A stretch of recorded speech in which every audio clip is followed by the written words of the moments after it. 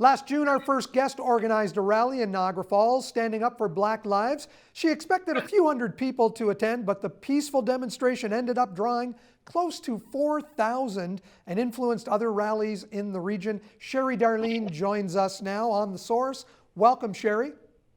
Hi, thank you for having me today. I remember talking to you back last summer, and you were really flabbergasted at the response that you got to the Justice for Black Lives rally. Has that worn off a bit? No. I literally still, when I watch the videos, I still get goosebumps, I get chills, and I'm still finding videos that I've never seen from the day on YouTube. You know, it's incredible because before meeting with you today, I reviewed our video from last year. And again, I was really shocked at just the sheer number of people visually that did show up. It really is a sign of good things to come, we hope, don't we?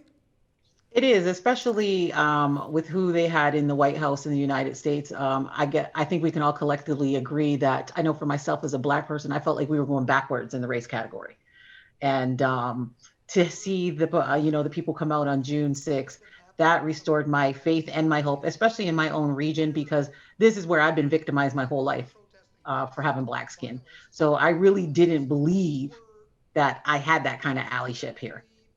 You haven't been sitting down quietly since that rally either. And you've been really involved with the Niagara Falls History Museum and also with Niagara College. Can you mention some of the things that you have done so far? Wow, done a lot of speaking platforms. The Niagara Niagara Women's Leadership Summit was a panel guest on there. Been a panel guest speaker on numerous platforms. The Niagara Falls History Museum, we have a permanent exhibit. We also have a temporary. It was extended to, I think, April 9th. It's going to be there still. That's fantastic. We also do the J4BL Book Club with the Niagara Falls History Museum. I have an event tomorrow with the Niagara College. They're reading The Living Library. This is my largest audience to speak. I've done pretty much, especially with it being Black History Month, I've done at least 2 speaking events a week. My calendar is booked into March. And these are important, hard conversations to have, and we're providing safe space to have them, but they have to be had.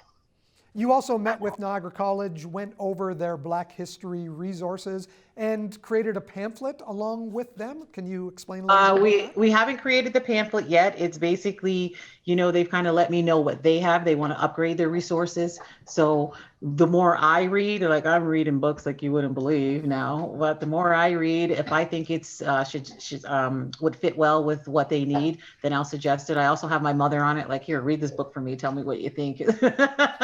Got my friends read this book because you only want to read one book at a time, right? And I'm very busy. So yeah, collectively we're coming together to build up the resources, update it, and more importantly, I think what really has to happen is we've spent centuries romanticizing the history of the white man and their role and the brutality, the truth about slavery. And it's time to get information in there that tells the truth. And what's next for Sherri Darlene? What are your next initiatives that you look to in the next few months?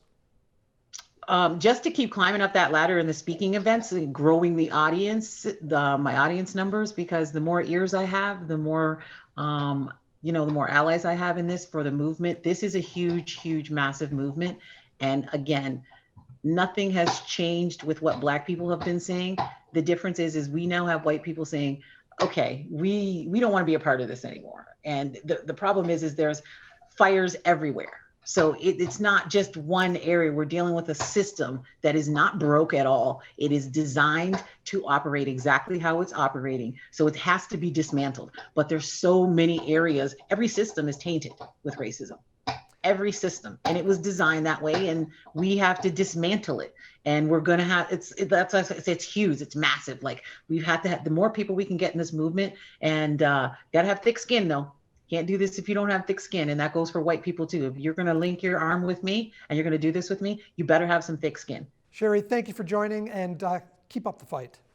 Thank you for having me. You guys have a great day.